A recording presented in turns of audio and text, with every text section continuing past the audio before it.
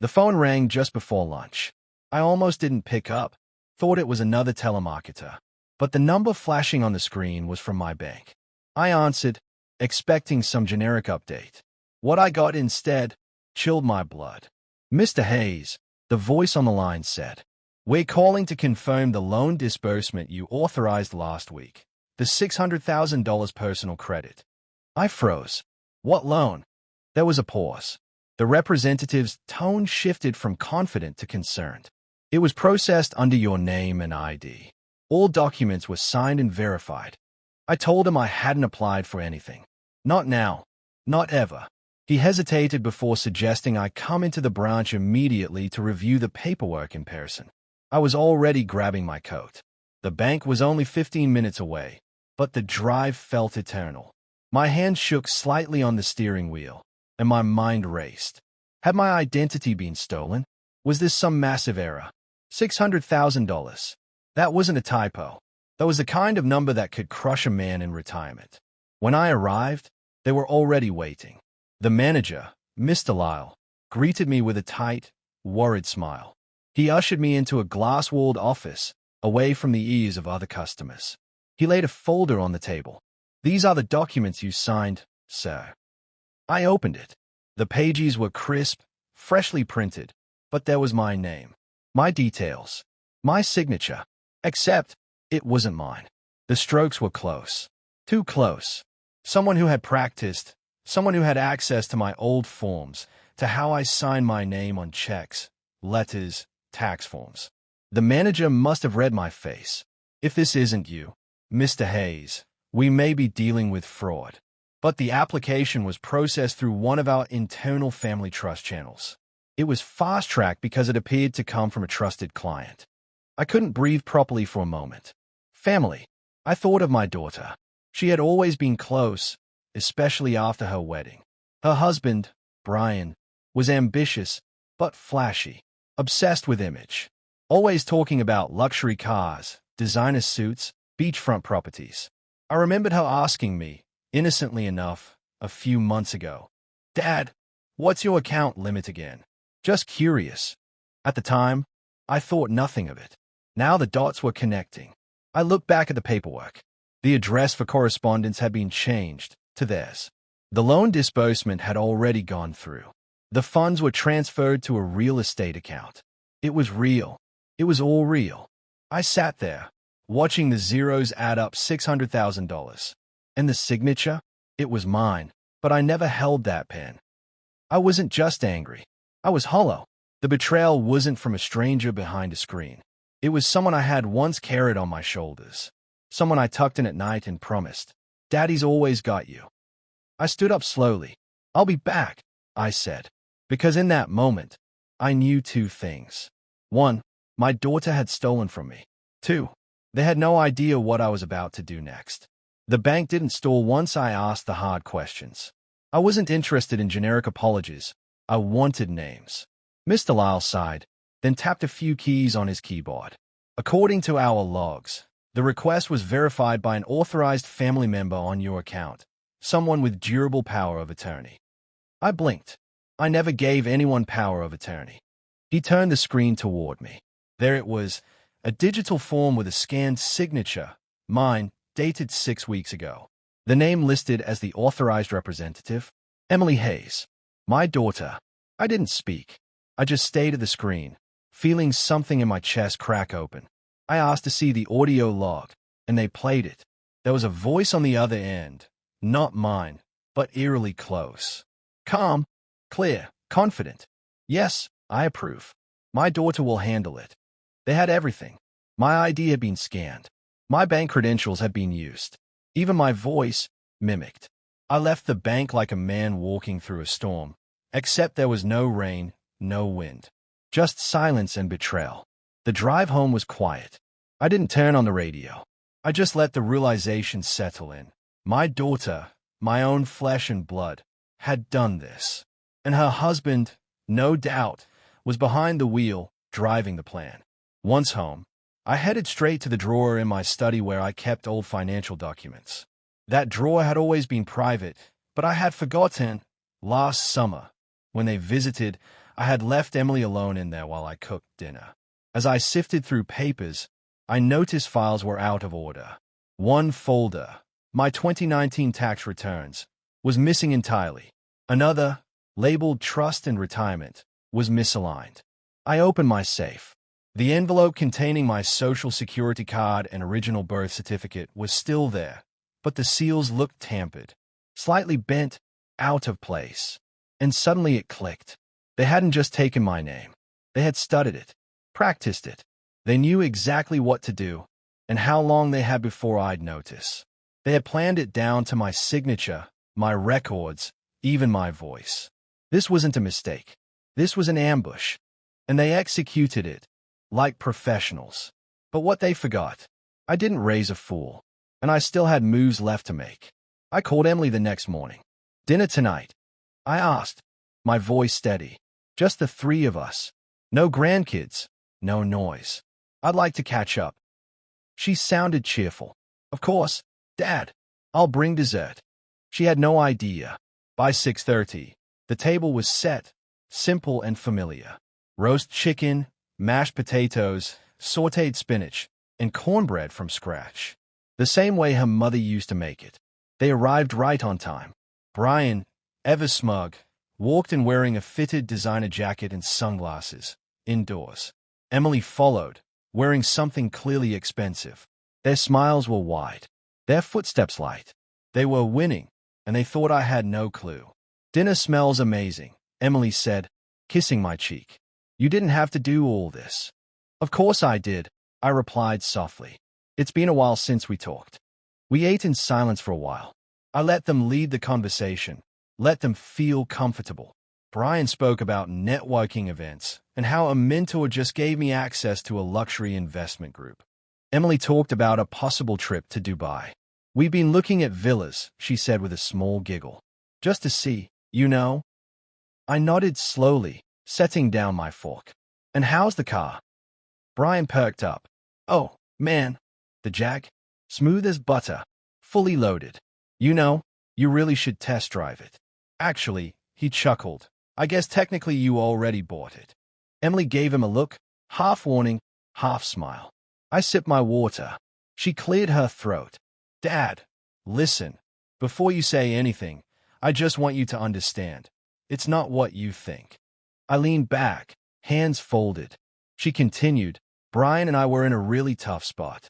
His startup lost a round of funding. The bank was giving us a hard time, and we were thinking about our future, our kids' future. And you thought $600,000 would fix that?" I asked, voice calm. "No, not just fix. Invest in it. Grow it," she replied quickly. "You always said wealth builds with vision. We just borrowed your vision. Temporarily." Brian jumped in, flashing his watch. "It's all about leverage, sir. This was strategic. We're talking long-term plays here, not petty theft." I nodded slowly. "So it was business." "Exactly," Emily said, smiling, relieved. I looked at her carefully. Her face, so familiar, so loved. The same little girl who used to cry when I missed bedtime. The same girl who once gave me a crayon drawing that said, "You're my hero, Daddy." Now she was explaining away betrayal like it was just a shift in strategy. I stood up slowly, picked up the serving tray, and carried it to the kitchen. I ran warm water over the dishes, letting the silence thicken behind me. Then I returned and sat down again. "You know," I began, "in war, people don't get angry when the enemy attacks. Anger is wasted. What matters is strategy." Emily tilted her head. "What are you saying?" I leaned forward. "I'm saying, you've made a decision." She blinked. I turned to Brian. "And you've made yours." Then I sat back and smiled, not with joy, but with something deeper. "Older. Now," I said, "watch mine." Brian shifted in his seat. Emily's smile faded. I stood and began clearing the plates again, humming quietly to myself. I didn't raise my voice. I didn't lecture. I didn't demand an apology. They weren't going to get a show. They were going to get a consequence. The kind that doesn't come with shouting, just silence and results.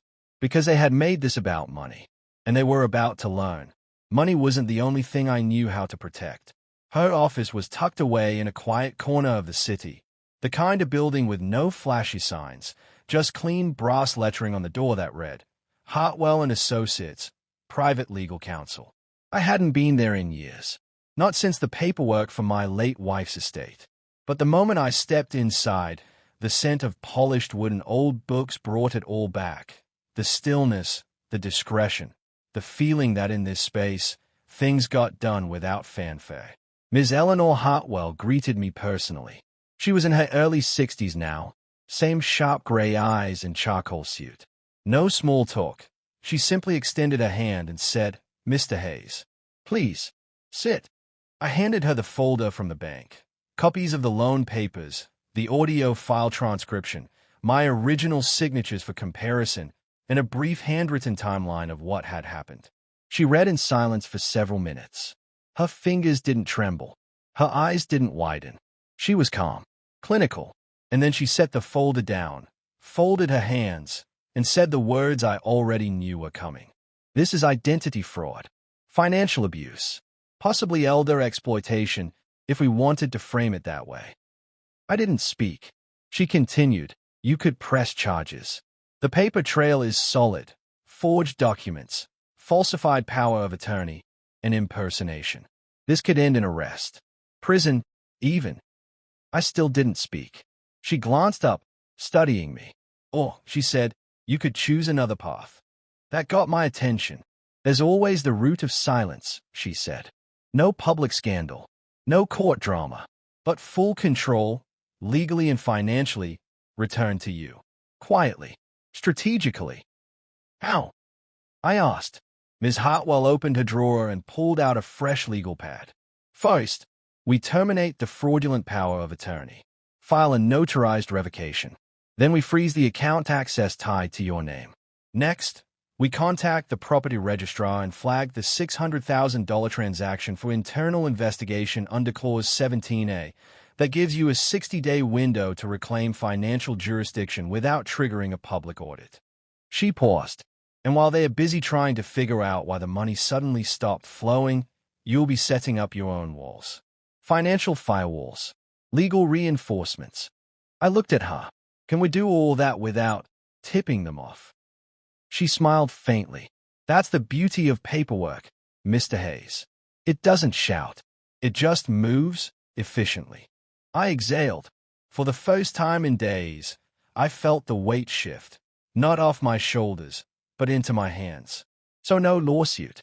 I asked. "Not unless you want one," she replied. "But if you'd rather let them fall under the weight of their own choices, this is the way." I nodded. "I want peace," I said. "Then we'll buy it back, one silent move at a time."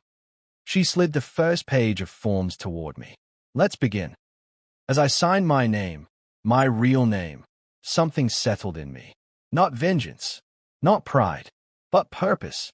Because this wasn't just about money anymore. It was about the dignity they thought I wouldn't defend, and the silence they thought meant weakness. They were wrong. And now the silence had a strategy. The first move was invisible. Ms. Hartwell had taught me the value of quiet leverage. So while the world kept turning, I began pulling the strings no one could see, especially not my daughter or her husband. I sat in my study, fingers moving slowly over the keyboard. Bank accounts I hadn't touched in years, old trusts, dormant titles. I began with the basics, revoking access, resetting passwords, changing security questions. Everything in my name? I reclaimed it. Then I moved to the loan-backed property, the real estate Brian was so proud of. The one they acquired with my forged signature had a clause buried deep in the paperwork. If fraud was suspected, the disbursement could be reversed. That clause was never meant to be used, but I used it. I submitted the paperwork through Ms. Hartwell's encrypted legal portal. No emails, no paper trail they could intercept, just a slow-moving signal that something was wrong. Next came the IRS, a quiet identity theft report. No accusations, no headlines, just a notification that my SSN had been used fraudulently in a high-value financial application. The moment that triggered their system, a red flag hit the mortgage record. Another one hit the auto loan. I didn't stop there. I reached out to one of my old military buddies who worked in federal financial compliance. I gave him a summary, just enough. He said only one thing: I'll run it quietly. 3 days later, Brian's black Jaguar was towed in broad daylight from their driveway. Emily called me that evening, frantic. "Dad, something's going on with the loan and Brian's car. They said there's a problem with the paperwork." I just listened. "Do you know anything about this?" she asked, nervous. I took a breath and simply replied, "Have you tried calling the bank?" "I did. They're saying it's being reviewed." I paused. "Then I guess you'll have to wait and see." I hung up gently. Brian tried to pay for dinner the next night using one of the premium credit cards tied to the loan. Declined. He tried again. Declined. That's when he started to panic. Their house, the one with the marble countertops and imported tile, suddenly came under mortgage investigation. A freeze was placed on the equity line. Contractors weren't paid. Supplies stopped arriving. The silence began to echo. They couldn't figure it out. There were no legal notices. No court dates. Just delay after delay. Freeze after freeze. Each time they thought they could move forward, a new wall appeared. They looked around for someone to blame, but I had never even raised my voice. I didn't shout. I didn't curse. I simply rewrote the story from the shadows. And they were now characters in a chapter they didn't understand. One where their shortcuts had consequences, and the man they underestimated had already flipped the page. It didn't take long for the cracks to show, not just in their finances, but in their image. No one cared about net worth. They cared about presence. One woman named Clara told me, "You've got a calm about you, like someone who's made peace with something." I smiled gently. Something like that. In the afternoons, I'd play cards with a retired bus driver. In the evenings, I'd help Miss Beatrice send emails to her grandchildren. And slowly, I smiled again. Not the forced smile of a man keeping it together, but the smile of a man who had let go of the people who tried to break him and found wholeness in strangers who asked for nothing. I didn't tell anyone what I'd done. I didn't have to, because the fallout they were facing, it wasn't my revenge. It was just the truth. Catching up. It began with a sound. Not a knock, not a phone call, but the loud clank of a tow hook latching onto Brian's prized Jaguar, parked right outside their townhouse in full view of the neighborhood. Neighbors peeked through curtains. Some even stepped outside, phones in hand. The repo crew didn't hide. They didn't need to. The order was official, the paperwork solid. Brian stormed out barefoot in sweatpants, shouting, "This is a mistake. I own that car." The man in the uniform didn't flinch. "Not anymore, sir. Contact your lender." That clip, 35 seconds of shouting, dragging tires, and public humiliation, found its way online by that afternoon. Posted anonymously under the title, "Fake Rich? Watch this guy lose his luxury ride." It got 86,000 views in 3 days. Then came a knock on their door. 2 officials in suits. Calm voices. Federal Financial Fraud Investigation Unit. They asked for Emily. When she came to the door, they showed her a folder. She turned pale. They didn't handcuff her. Not yet. But they didn't leave quietly either. The neighbors saw. And in their silence, judgments were made. At her office, a boutique design firm downtown, word traveled fast. The front desk whispered. HR pulled her in. Within 24 hours, she was temporarily suspended pending investigation. Brian didn't fare better. His company, already under scrutiny for mismanaging client funds, decided to cut ties with anyone who carried financial baggage. His badge stopped working 2 days later. His phone calls went unanswered. He was out. But the moment it all tipped was when the headline dropped. $600,000 loan fraud within family. Retired father's identity stolen by daughter. Son-in-law under review. It was printed in a local business column, but picked up quickly by national financial blogs. The narrative was explosive: betrayal, theft, high-value loss, and family drama all wrapped in one cautionary tale. Reporters began circling. One even showed up at my front door. "Sir, do you have a statement about your daughter's situation?" I looked at her calmly, held my cup of tea a little tighter, and said, "I raised her to stand on her own. I never knew she'd stand on my shoulders just to push me down. And then I closed the door, gently. I didn't need to defend myself. I didn't need to explain the storm that had passed through my life. The world had already read the weather report. And my silence, it had done more damage than any lawsuit ever could.